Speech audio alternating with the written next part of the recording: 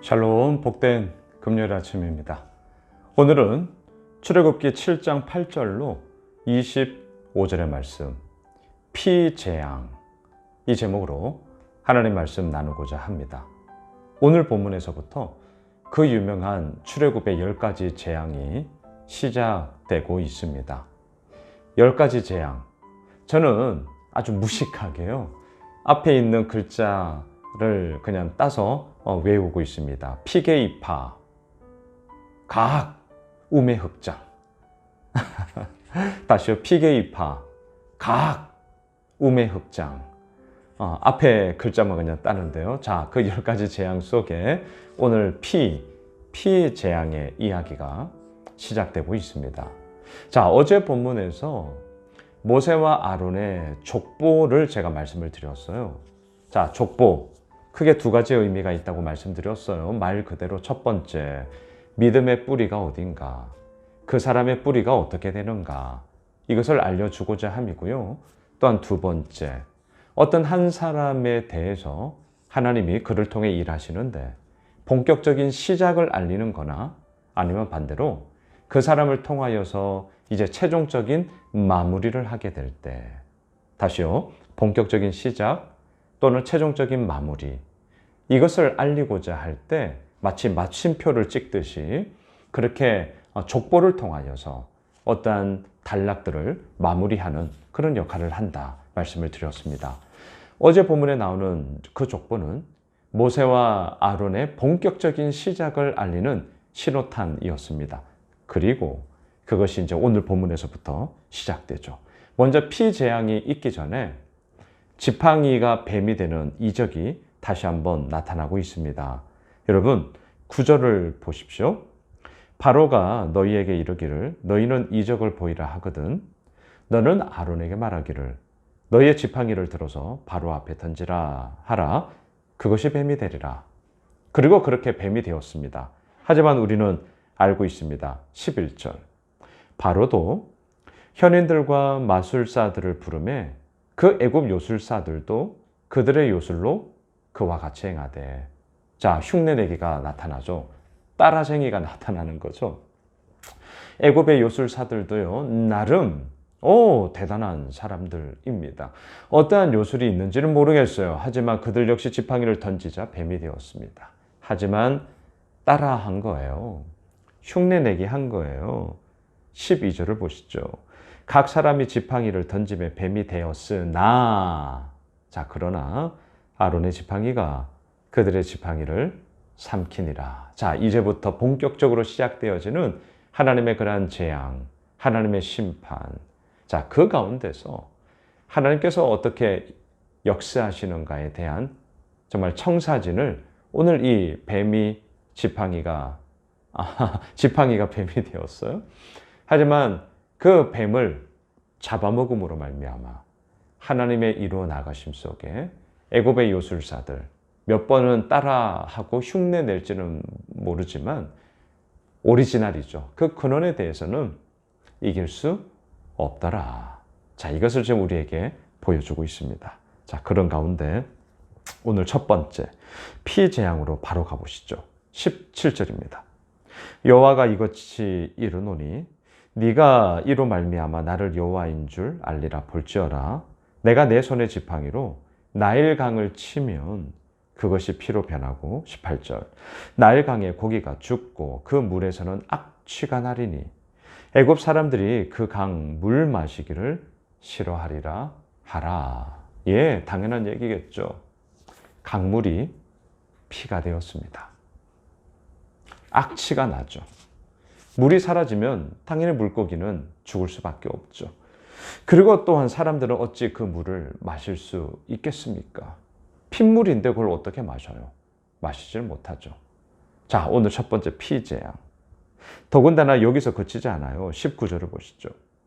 여호와께서 또 모세에게 이르시되 아론에게 명령하기를 네 지팡이를 잡고 네 팔을 애굽의 물들, 강들, 운하, 모든 호수 위에 내밀라 하라. 그것들이 피가 되리니 애굽 온 땅과 나무 그릇과 돌 그릇 안에 모두 피가 있으리라. 모든 물은 다 피가 되게 할 거다 말씀하십니다. 자, 피 재앙. 특별히 나일강 물이 피로 바뀌었습니다. 우리는 알고 있습니다. 애굽 사람들에게 나일강은 소위 생명의 젖줄이라고 말을 할 수 있죠. 나일강을 중심으로 문명이 발달되었습니다. 나일강을 중심으로 사람들이 모여 도시를 이루었습니다. 그리고 그 가운데서 사회 질서가 이루어지게 되었고요. 또한 모든 생업이 이루어지고요. 경제가 이루어지고요. 또한 국가의 중심이 그 나일강을 중심으로 하여 이루어지고 있습니다. 생명의 젖줄이에요. 그런데 그 나일강이 피로 바뀌었습니다. 자, 오늘 본문을 한번 잘 생각해 보세요. 제가 방금 나일강을 이집트 사람에게는 생명의 젖줄이다 라고 표현했습니다. 나일강이 있기 때문에 그들의 모든 사회 전반적인 활동들이 지금 이루어지고 있단 말이죠. 그런데 피, 자, 요걸 잠깐 내려놓고요. 피, 자, 우리 몸속에 지금 흐르는 이 피 또한 무엇입니까? 생명의 근원이죠. 자, 지금 나일강도 생명의 젖줄이에요. 피도 생명의 근원이에요.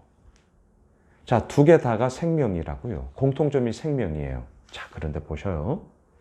그 생명의 젖줄인 나일강이 생명의 근원인 피로 바뀌었어요.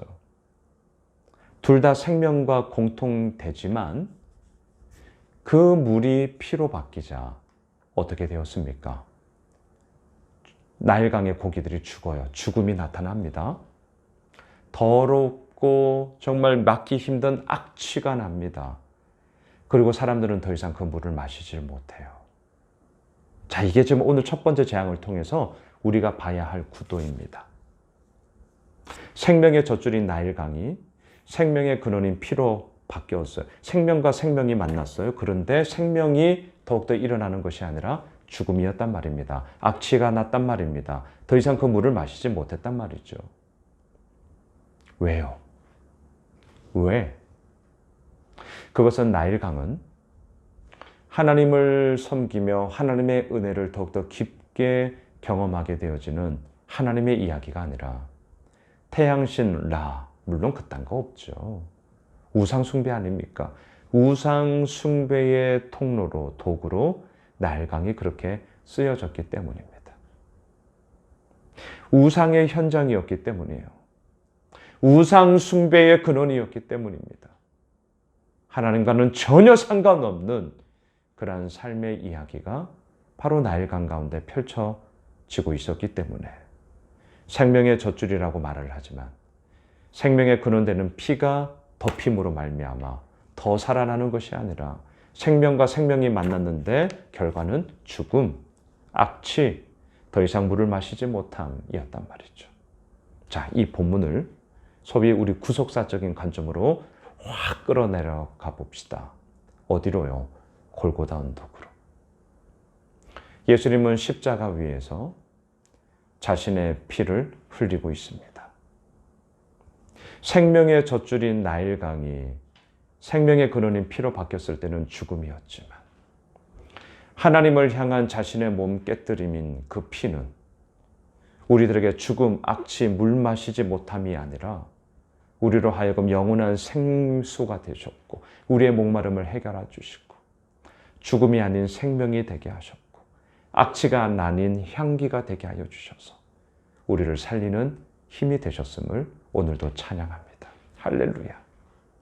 예수님의 그 피의 이야기가 오늘 나일강의 이 피 재앙을 통하여서 우리는 다시 한번 보게 되는 것이죠.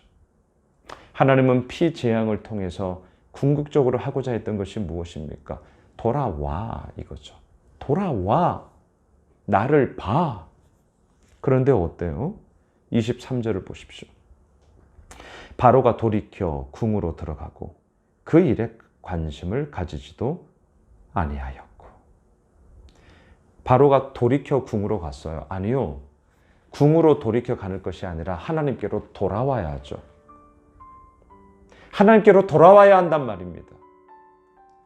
관심을 가지지 않는 것이 아니라 관심을 가져야 되고요. 엎드려야 되고요. 주의 은혜 앞에 우리의 살 길이 여기에 있습니다라고 간구해야죠. 하지만 그러하지 않았습니다. 말씀을 정리하겠습니다. 이것이 세상입니다. 제법 흉내냅니다. 제법 따라합니다. 때로는 관심 없어 합니다. 하나님께 돌이키는 것이 아니라 자신의 집으로 돌아갑니다. 하지만 죽음밖에 없습니다. 악취가 납니다. 더 이상 아무것도 없어요.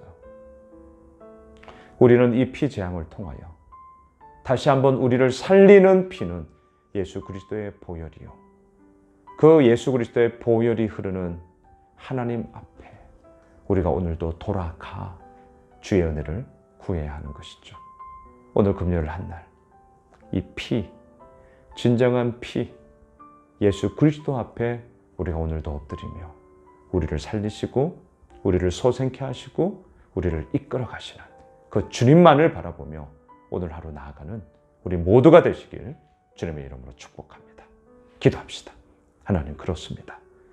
생명의 젖줄인 나일강, 생명의 근원인 피, 이 강과 피가 만났을 때는 죽음, 악취 나는 것뿐이었습니다. 왜?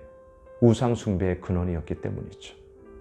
하지만 십자가 위에 흘리신 예수 그리스도의 그 피는 우리를 살리고 우리를 향기나게 하고 우리를 영원한 목마름을 해갈케 하시는 생수로 우리의 모든 문제를 해결해 주셨습니다. 주님, 오늘 그 예수님을 바라봅니다. 그 주님의 피를 의지합니다. 주여, 함께 하시고 우리를 당신의 은혜의 피로, 그 보혈의 피의 능력으로 우리를 소생케 하여 주시옵소서. 예수님의 이름으로 기도드리옵나이다. 아멘. 오늘 말씀 붙잡고 지금 계속해서 중고등부 수련회 진행 가운데 있습니다. 내일까지인데요. 위에서 기도해 주시고요. 우리 가지고 있는 기도 제목 가지고 계속해서 기도하겠습니다.